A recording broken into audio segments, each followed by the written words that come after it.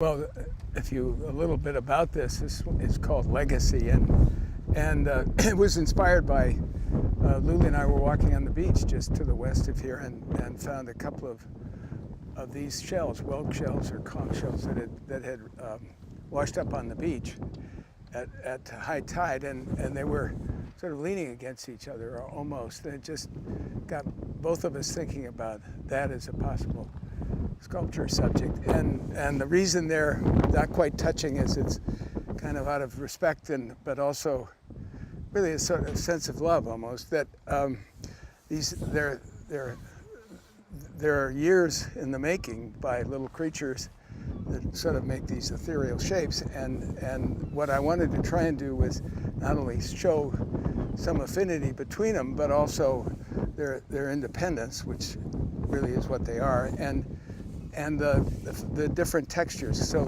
the inside is the raw bronze with just a varnish over it, and the outside is bronze with a patina, and it's much more tactile than the inside. But that's the way they're made, and these things, each of the lines is a year of making, and one is a little bit bigger than the other. I mounted them this high so people could actually feel them and touch them. I have some that are mounted in the ground. A family in Martha's Vineyard bought one. They have it in a sand place in front of their house, which is kind of nice, in the ground. But the originals in this case were quite a bit smaller also, and I had these enlarged and put them on a bronze pedestal. How old were they when you found the shells? Do you know? I think they were 11 or 12 years old, or at least seasoned. Not of course nowhere near as big as this. There's a pair in the dining room that's more of the size. How long from, do me a favor, and if you don't want to say, Dean, I don't want to do that, but from the moment you guys came across these to completion, because you thought about it quite a bit, I'm sure, what was the process? What was the process? Well, I did the originals out of clay, so I had to build armatures for both of them, and I think I mentioned this to you before. I'm sort of an armature amateur. I don't do them very well, or I'm learning all the time. And I did these out of aluminum, and they held reasonably well, but I needed to reinforce them.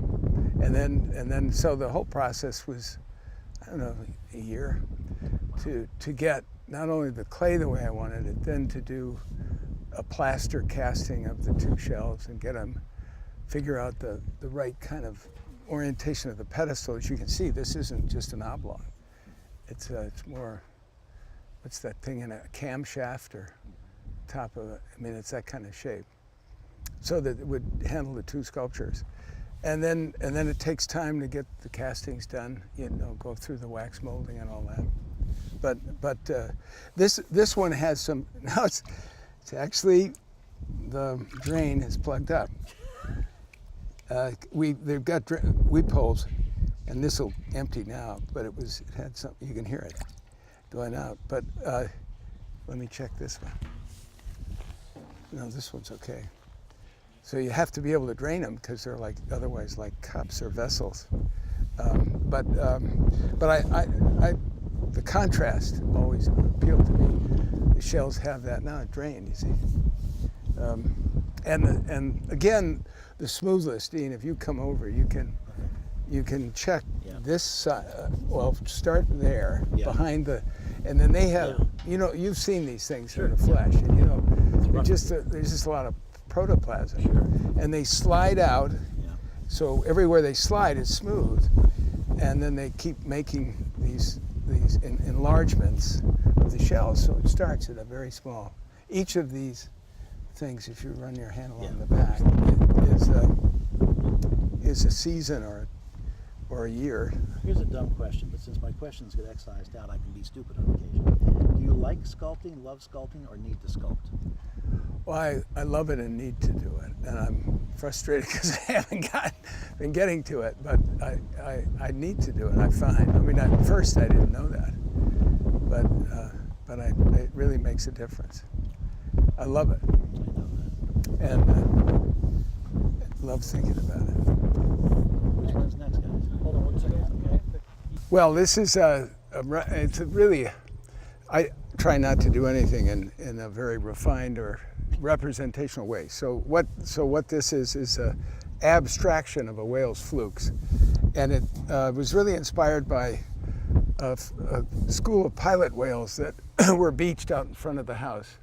The alpha male went into the beach, got stranded and died, and the others couldn't get over the bar, fortunately, but they were stuck on the bar, and a bunch of us went and helped them off. They tried to get back to the alpha male, so eventually some of them had to be euthanized, but in the process I got to feel in helping them move, feel their tails, and get a real sense of the power of the tail.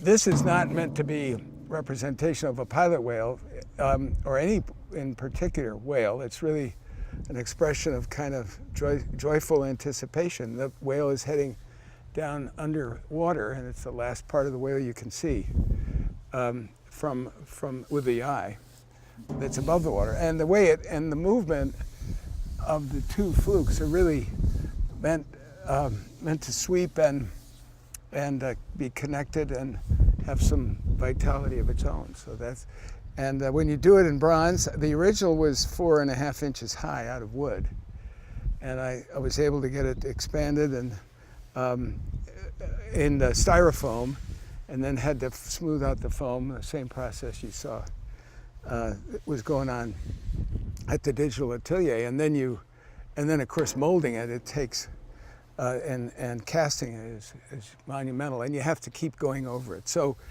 moves like these are in bronze. Often they're seams, and I have to use my hands and go over every part of the sculpture to find any waffles. There's still, you never get them all out.